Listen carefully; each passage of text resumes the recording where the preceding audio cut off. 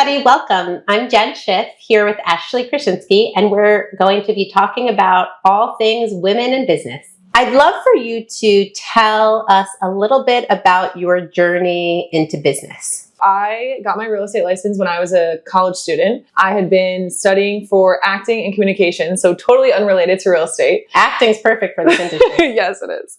And essentially, I was doing work for a realtor part-time, just, here and there. And I had gotten my license just to help out more from the admin side, never really anticipating going into the field. And so I had done, a lot of admin work. And then when it came time to graduating, I decided to start showing houses over the summer for money, working, as a showing assistant. And I probably showed hundreds and hundreds of houses before I realized that I really genuinely enjoyed showing houses. Tell me a little bit about showing houses that ignited a passion in you that you didn't know you had from being in the admin work. Yeah. So first, I genuinely love just looking at other people's houses, from an interior design perspective, and just jumping in and being wow, that's really cool. Look at what they did here. Look at what they did there. But then being able to just see the client's reaction when they really loved a house, and just feeling that emotion and connectivity with people, and being able to help them find the house that they were going to grow a family in or going to downsize into, and just having that personal connection. I absolutely loved it and just fell in love with the beginning of the process. And once I realized that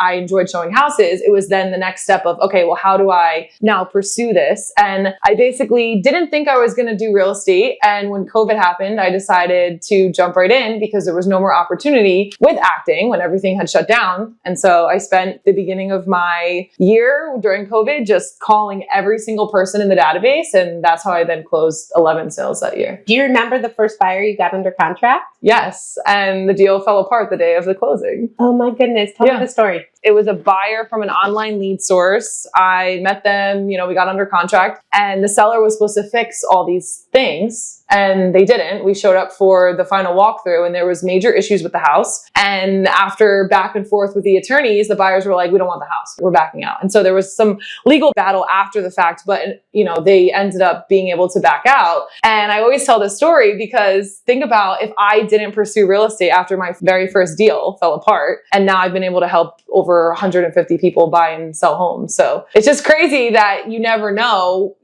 what your potential is. You can't go by the first thing that happens to you. So what happened when that deal fell through? I'm just wondering, was there anybody who helped you get through that and still keep going? Did you do it all on your own? Tell me a little bit more about what helped you keep going after that loss. Yeah. So I remember I was hysterically crying in my car because when it's your first deal, all you're thinking about, and this is where you learn, this is what real estate you shouldn't be thinking about, but it was something having to do with my student loans. I remember a payment was due. All I was thinking about was the fact that I wasn't getting this money, right? And that's what created this whole shift in my mindset that was it was never about the money. It was about helping the client. And so when you rely too much on thinking about money and not the client, this is what happens. Yeah. But in that moment, for me, it was so brand new. It wasn't something that, had crossed my mind. And I really, just remember feeling like the world was ending. I was on a team at the time, and then I got through it and kept going. So tell me a little bit about this adventure and database that you took. So I just basically logged on and started calling every person that was able to be called because I was just at home during COVID. What else was there to do? I literally was just calling everyone. I just started getting results just by calling. I mean, it was just came natural to me that people needed to either buy or sell, and I could help them. And so 11 the first year? Yes. Okay. So once you did those 11 closings and you helped those 11 families and you knew I've got this, what did the next year look like for you? And what had to happen next for you to continue to keep growing and scaling the way you have? Basically, I went in and I analyzed my business from the previous year that came from all online lead sources. And then I reached out to all of them and asked for referrals. And so by doing that, I was able to then double my business the next year because I was able to get, past client referrals from the current clients that I was serving. And then it just started year after year after year, it just started exploding because everyone was then, I was getting my name out in the industry that I was, doing this. So for anybody watching, because I know a lot of people get stuck in that asking Yes. for referrals. Yes. What were you saying? What were you doing? What made it flow for you? And what made people want to refer you that made the difference? Well, one, their experience working with you, right? So if you do a good job during the transaction, there should be no issue why they can refer you to another client, because you're going to be top of mind. And it's also about constantly staying in touch with those past clients and just reaching out throughout the year. Hey, how's everything going? You know, happy birthday. Depending on the holidays going on, you know, even like 4th of July. Hey, what are you doing this 4th of July? Hope you have a good weekend with your family. Like, there's certain points throughout the year that you can touch them and just know that you actually care about what they're doing. And I do recommend following your clients on social media or whatever it may be so you can keep in touch, and then you're going to stay top of mind. Also, when I was on the phone, even if it was someone that I called and let's say they were like, oh, well, I already bought another house. I'm like, oh my gosh, congratulations. I wish you the best. And if you know of anyone looking in the area, I actually have, you know, an exclusive listing coming on. If you know of your friends, they might be struggling in this market, I can help them out. I've also gotten referrals from clients that didn't use me, didn't close with me, and next thing you know, I have a referral from them because I reached out and was top of mind. What I think is very unique about you is how conversations seem to flow freely, right? There isn't any apprehension in knowing, hey, here's where they are, let me help move them next. Yeah. What is happening in your mindset, or what are you doing to prepare yourself to make it that easy to have these effective conversations where, again, some people get stuck? Yeah. So it's interesting you asked me this because I was actually talking to Ellen yesterday. She's a, you know, team member of mine. And she said that, Ashley, you don't let any obstacles come into your brain. And I was like, what? Like, what are you saying? And then I thought about it for a second. I'm like, you're right. Like, if someone tells me something, I just find another way around it to ask them another question or get another answer, because I don't necessarily like taking no for an answer. I can't end at just a simple answer. Like, I need more to the, you know, question or what are you telling me? So if someone says they bought, it's like, okay, well, are you thinking about selling in the next couple of years? Like, what's your plan next? At the end of the day, there's no such thing as a client that's like a dead lead. Like, everyone likes to say those words. Yeah. And, oh yeah, they're not buying, they're not looking, you know, their information is trash. No, because at the end of the day, it's just a matter of where they're at in the cycle. And I know you say this all the time too. Well, we always say no just means not on those terms. Correct. And the magic of it is really being able to find what term are people at, where are they in that real estate cycle that we talked about. And you're eloquently sharing how it's really about creating relationship based on where people are at, not where you want them to be at. Absolutely. And it sounds like that continues to serve you over and over again, which is awesome. Yes. Okay, well, now Ashley is a rock star. She's selling lots of houses. She doubled her business for her second year. You made the calls. You started really getting that referral-based business. Then what happened once you had developed that second layer of I have clients, I have forever clients, I have referrals, I have relationships, I have database. What's next for me? So then I just started to dive in and say, okay, how many, you know, basically set a higher goal for I'm going to help as many people as possible in this year. And so then the next year I went on to sell 24 and then 36. And then like it just kept growing and growing, because for me, like once I hit a benchmark or a certain number, like now that sets the bar, right? Like I'm not going to do less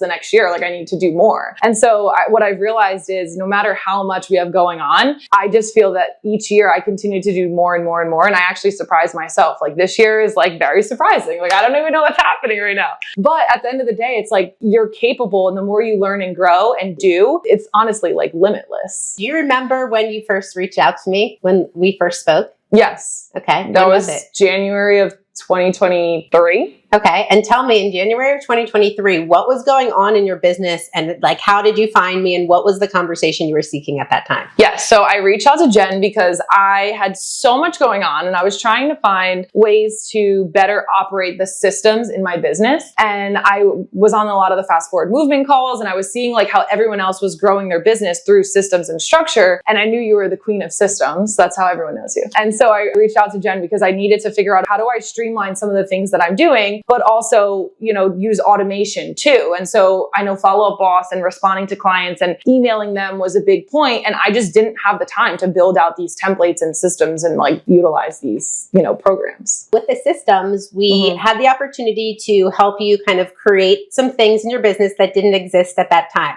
Yes. Tell me, on a scale from 1 to 10, how well did you use those systems at first? I barely use them. Barely use them? Barely. Explain a little bit to me what happened inside that. I started to plug into them and I started to get so much more business that I overwhelmed myself to the point where then I wasn't utilizing the system. So it's called the real estate roller coaster. So it's when you get a lot of deals and then you don't have any. You get a lot of deals and you don't have any. And essentially I was riding that wave because I was doing anything and everything all by myself. And I didn't have the, I don't want to say capability, but the manpower around me in order to service all the clients that I was taking on. And for me, I don't want to let anyone down. I'm not going to sit here and say I'm going to do something and not do it. That's not how I roll. So it's like, if I told someone I could help them, whether it meant me losing sleep and staying up till 12 o'clock at night on the computer and helping them, I was going to do it because I say what I'm going to do. That's basically what happened. I started to incorporate the systems and then I started my downfall of not using them because I got too busy. That roller coaster, system success, stop, system success, stop. When did you realize that you were on this hamster wheel and something had to give? When I felt like I was at almost complete burnout. That's when I realized, because I accomplished my goal. I got to what I wanted to do, but the feeling wasn't great after it. It was like, it's still great, but it wasn't like, it just felt like I hit burnout. And I was like, at the end of the year, I'm like, well, I have to do this all over again. Like, how am I going to continue to do this at this pace and still grow and still do all these things? Like, it just didn't even seem possible. And so what happened then for you? Where did you realize that you had to take your business knowing that you had accomplished your goals, yet you just didn't feel amazing about it, or that burnout that we all experience? Yeah. What had to happen next? So I basically had to leverage myself to plug into a team that had all the systems and structure for me to be able to grow while not having to worry about the nitty-gritty of all the paperwork things that I don't want to do. You mentioned quickly earlier, your business this year plugging into that team. Is it fair to say that it's even greater than it was in these prior years running that hamster wheel? Yes, I can't even believe where I'm at right now. Like, honestly, like, I was actually in the shower the other day and I'm like, what is happening? Like, how is all this coming together? And it's almost just like one of those things where when you're constantly in action, because that's what I'm doing now. I'm doing all the action. I'm not doing the paperwork. I'm not doing the little nitty gritty things. And so I don't even realize what's happening around me because I'm in so much action. And now I'm at the point where this is insane. I'm helping so many clients and I feel good doing it. I mean, I'm waking up every day, like, excited. I have my calendar. I have my, daily action blocks of what I'm doing and calling and door knocking and circle prospecting, open houses and social media. And everything is coming from every which way that I'm not even anticipating, like, oh, what's going to come next? Because it's all coming from the action that I'm doing with the team. For anybody who's watching and they want to have the opportunity to be able to create a version of Ashley for themselves. Right. You went from that place where you were doing it all on your own and you were very, very successful. Now, you were partnered with a team at that time. So they were providing some leverage and some resources for you. Yet you knew that the business had grown further than those structures and resources. Is that fair to say? Yes. Now, burnout shows up a little bit differently for people. So tell me, when you were in that zone, I hear a little bit of like less enthusiasm to do the work, but what else did it really feel like? It just felt like I was just going and going and going and going, and that there was never going to be any breaks or any like change. Like, it just felt like this is the way it had to be. And this is how I'm going to have to continue to live my life if I want to do real estate. You didn't even know that there was another way. No, I knew that I had to do something, but like, people are like, oh yeah, you could do this and hire an admin and do that. It's all easier said than done because, okay, I can hire an admin. Well, who's going to train the admin? What time in my day do I have to sit with an admin and trainer on everything I want to do? And that's when I realized, I'm like, I don't have the patience or the time or the necessity to want to do that. Well, it sounds like you're operating in your superpowers, right? That list you just gave us and you telling me that you're in this high energy and you're waking up happy and you're excited to do what you're doing and you're doing more of it than you've ever done. It almost sounds too good to be true, doesn't it, everyone? Again, I believe that that is truly the magic of what happens when you are able, like you're saying, to understand your strengths and understand the needs that are not your strengths and find unity in that. Yeah, absolutely. And I guess a lot of really successful top producing agents like yourself, they will often be maybe in a team like you were and then figured, well, I'm successful now and I want these things next. And so I'm going to go do it on my own. right? A lot of people will do that. Correct. Yes. And like you just mentioned a little bit, you got right away for yourself. Like, if I go do this on my own, I have to have the admin on my own, and I have to train the admin on my own, and I have to use the systems. And where is that giving me any leverage in my energy or any leverage in my time to go do more of what I love? I think is what you recognized. No, absolutely. And the biggest piece of all that is that you don't have the support around you when you're by yourself to be motivating you on a constant daily basis. So like the team, there's so many team members that are doing more than me, and they're motivating me on a daily basis to want to close more deals, to be on their level. And so when you're surrounding yourself with people of similar energy that have a good work ethic, like the sky is literally the limit. If you could just give 1 to 3 things you think that make the difference that you do, if someone wanted to be Ashley, what would you recommend? So the first thing is like a no pressure situation, right? So I tell the clients right off the bat, like, look, you're in control of the timeline, what houses you like going into a house and seeing a house, and then me being able to tell them, look, please give me your ultimate honest feedback, because I want to know if this house is trash, like, let's go. We're not even going to stay here. Like, don't feel that you have to like the house just because I'm showing you the house. And so in real estate, what I found is a lot of realtors are too worried about getting to the sale and getting the deal that they actually don't genuinely care about the things in a house that could make it or break it for a client. And so by determining those things ahead of time, you're able to actually get more of a successful sale. Because if you go into a house, and this just happened last week, I was showing a house, and in the basement, the wall was bowing, and you could tell that there was potential water issues or structural issues. And so I told the clients, look, this is something that you're definitely going to want to be aware of. I can actually send some pictures to my, waterproofing guy, and he can let you know what his thoughts are. And so they were able to basically rule out a house ahead of time because they knew what the expectation was going to be. And they were like, Ashley, thank you so much. We are so glad we didn't move forward with that house. Let's see another one. Literally saw another one. Now they're under contract. So having that trust with the clients that they feel, that they can see anything and not be stuck with, oh, I have to tell Ashley that we didn't like it. That creates a huge openness that allows me to just get more and more clients. The other thing that I do is a buyer consultation. And I believe education is our true superpower, because if they know and are informed, then they can get obviously to the closing table efficiently and effectively because they know the process and they know what to expect. So buying a house obviously leaves a lot of people like super anxious, and we just want to ease that as much as possible. It's still going to be there, but at least we can, walk them through the process in the beginning. And then throughout every single step, we're reminding them, hey, these are the steps that are next. Hey, these are the steps that are next. So that also creates a huge gap in between where clients feel lost and then make poor decisions because they're not informed. The expectation management of it makes everything easy because in the known, they feel more comfortable. Correct. And it's already a naturally anxious process. So then it just gives them that feeling that they can trust you. If I interviewed a client and said, what was your favorite part about working with Ashley? What do you think your clients would say? I think they would say my honesty. Like us going in a house and me just tearing it apart and saying, this house is terrible. Let's go. Like, there's a leak in the ceiling. Now, if the clients want that, okay, then they're going to be all over it because that's what they want. But it's identifying their needs. And a lot of clients have said to me, Ashley, like, you actually listen to us. Too many salespeople don't listen to what the client is saying. They are only thinking about what they're thinking in their head instead of actually taking the time to recognize what are they looking for, what's their budget, and what can I find them within this? And if it's not possible, then you're realistic with them and upfront, hey, what you provided me is not going to be possible. Let me show you the data and the facts as to why that is. Any client would be lucky to have you. Thank you. Of course. Independently, you invested in having systems built for you. Yes. You began utilizing these systems. You had success in the systems. We stopped, started. Correct. And then there was this next version of Ashley that was ready to present itself. And you mentioned partnering with a team. So who are you in business with now? Align. Okay. So you chose to partner with Align, which is amazing. Now, what helped you choose Align when you were at that fork in your road? We understand that you were coming to the awareness that it couldn't keep happening the way it was, yet how did you choose us? Well, when I had, reached out to you and basically said, what are the systems and I don't want to say software, but essentially it is because you guys have an elaborate amount of systems. It was the coming up with an action plan of how am I going to take my business to the next level and how is it possible? And everything that Align said that they would do has now been done. Oh, thank you. And so just, you know, being able to plug in and really grow in that sense was my decision factor. Well, thank you. Being a team of our word really is what means the most to us. And just being able to deliver on the agent experience so that you guys can get exactly what it is that you came for and you can create this life.